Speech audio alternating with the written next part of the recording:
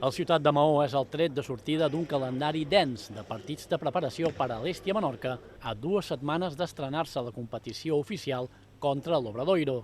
L'entrenador madrileny espera que l'equip ofereixi una primera posada en escena atractiva per als seus seguidors.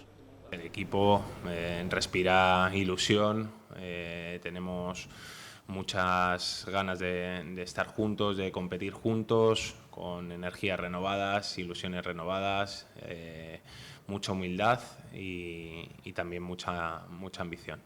Tanmateix, Zamora ja ha advertit que també s'han de cuidar les càrregues i l'estat físic de cada jugador en aquest punt de la pretemporada.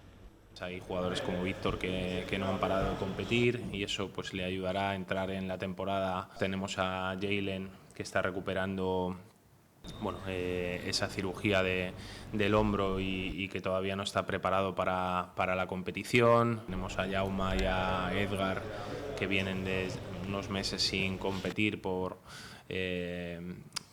sendos esguinces de tobillo.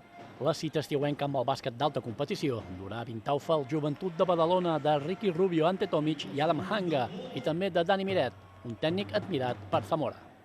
Siendo uno de los entrenadores jóvenes, yo creo, más prometedores de Europa, año a año irá poniendo a Juventud cada vez más arriba y sacando petróleo de sus equipos. Aquesta primera cita arriba per a l'Hèstia amb la plantilla encara en construcció. Bueno, el equipo no está cerrado, tenemos ahora mismo 10 fichas y espero que en las próximas horas, días, podamos incorporar un nuevo jugador, ver cómo queda la estructura y espero podamos cerrar la plantilla con 12 jugadores. Sigui com sigui, l'Hèstia Menorca s'estrena demà davant la seva afició, un partit que podreu seguir directe per IB3 a partir de les 7:30.